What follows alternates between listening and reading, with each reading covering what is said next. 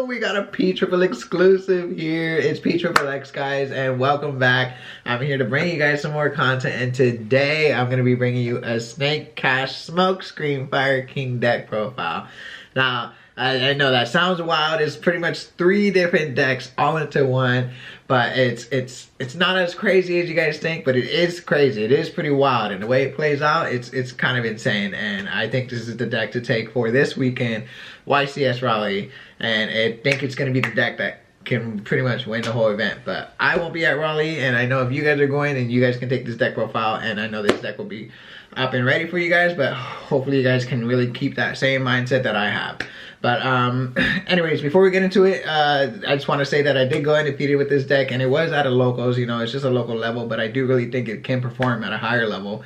And you know, to not make this too long, I did have a balanced reaction, and it was weird. I didn't want to post a balanced reaction video, and it's just letting you guys know that I think the balance was okay. I think it was fine. It wasn't too crazy. It did take out the negates, and I think we just continue on and move forward and move on, and now we can refresh our minds with some new deck buildings and with the whole new set coming up forward too. We can talk about that later. But yeah, let's get straight into the deck profile. Please remember to like, comment, subscribe, and let's get to it. And let's get straight into it, and we can talk about it as we go.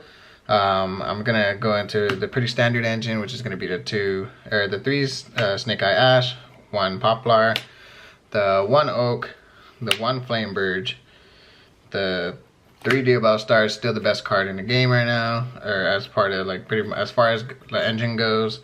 Those are all the monsters. We got the 3 Bonfires, the 1 of the field spell, 1 original, 3 wanted. Again, that's it for that. Pretty much whole Snake Eye engine. I think that's pretty standard for everybody. I still think you got to play the field spell. Field spell's broken. I don't think there's much to say about that either. As far as the KASHTIRA engine, we got the 2 Fenrirs, 2 Unicorns, 2 Planets, 1 Birth. Now, I specifically played a 7-card engine only because I'm smoke screening into Fire King, and as you guys will see in the side deck, it's going to be a 7-card engine as well. There were times where you don't really need it to, I didn't need to do it, but there were decks where like they started sighting and targeting the KASHTIRA engine itself, which was really funny because then it started sighting into cards that were like destroy. So then as soon as I sighted into the Fire King engine, it's like they're destroying my Fire King cards now, and it's like, it's just funny. They're destroying my fires, and I'm like, guys, you guys need to chill. As far as this engine goes, I think it's really broken right now.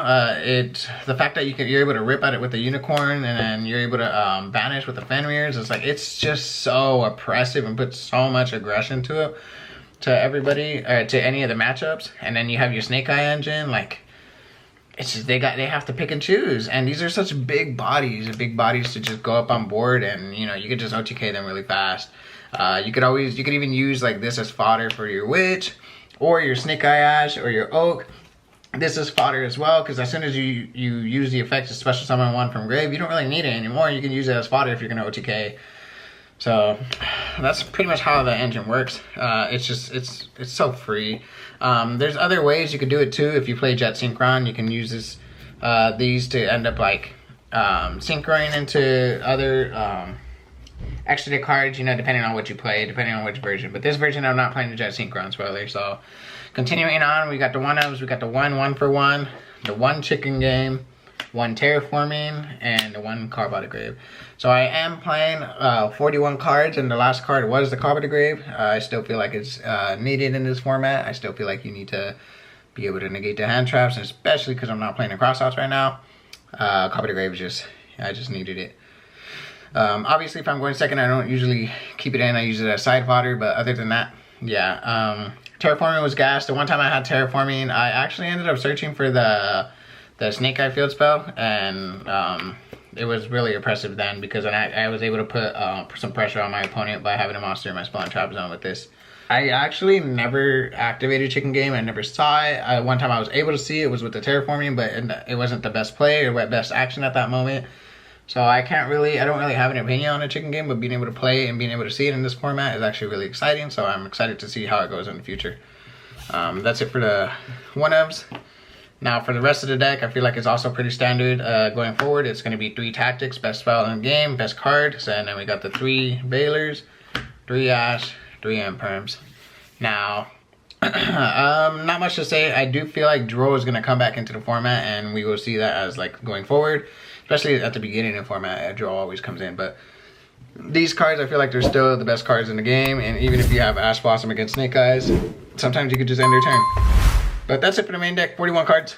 Let's get into the extra deck. We'll start off, we got the 1 Anima. This kind of plays into the replacement of Linkuriboh because it's a dark, and it also, people sometimes play into the zone. But it's more of so it's a dark that you can go into dark, and you can also use it to make the Poplar go into your spell and trap zone and still continue your full combos. The rest of it, I still feel like it's pretty standard. Nightmare Phoenix, Sunlight Wolf. I actually never went into it today. I'm not sure how I feel about it because I don't do the Heat Soul combo, and clearly we can't do it anymore. So we'll see. Maybe I'll keep it, maybe I won't. I just not sure yet. 2 Princess still. I still feel like Princess is mandatory. I still think we need to play the 2, especially now with the KASHTIRA cards in the format. Unicorn being able to rip, it hurts, bro, if you're only playing 1. As for the rest goes, 1 Amphibious, 1 of the OTKs, Dark, Hita is pretty standard. Celine, Access Code is the other OTK. Again, I think it's pretty standard. And as far as the last cards go, it's the 1 IP, the 1 SP, and the 1 Apollosa.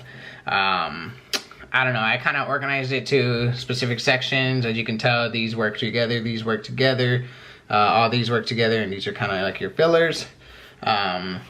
Yeah, as far as that goes, I didn't really have any like troubles with the extra deck. If anything changes, it's probably gonna when I put Jet Synchron in and go to Synchro combo. So for the side deck, like I said, I did play the 7 cards, so I did play the Fire King Smokescreen, the 1 Ponix, 1 Arvata, 1 Garunix, the 2 Kirin, 1 Sanctuary, and 1 Island. This is 7 cards.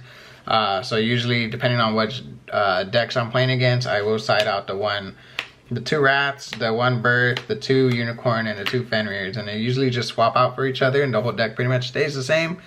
Not too many complications, and it's just different combo lines. So if you're very familiar with both decks and how they work, you can pretty much understand that obviously one of them is more oppressive, the other one's more aggressive in combo. So you can enjoy it and do whatever you want with it as you go. That's the 7 cards for the side deck. And then as far as the rest of the deck goes, or the rest of the extra deck goes, you got the 1 Druis, 1 Magnemite. Really wanted to play the 2nd Druis Worm, but you're gonna see why I couldn't. I played the 3 Cosmic Cyclone. I still feel like this card is still oppressive and aggressive for the rest of the format. I feel like it's still gonna be a good card to have. And then as far as the last cards go is Solemn Strike. I think Solemn Strike is a really good card right now, especially with no summon limit involved. Strike can just get rid of the monster, especially Snake Eye Ash, or even like Lows or Diviners, or just like other cards in the format. It's just so like crazy to be able to strike and get rid of the body. But yep, that's it for the side deck. I hope you guys enjoyed this deck profile. I hope you guys liked it. I mean, hopefully you guys can enjoy the Smokescreen that I'm enjoying, because it's really cool. And please remember to like, comment, and subscribe. And I miss you guys, you know. Hopefully you guys can continue this content going forward and seeing you guys more. Thanks, guys.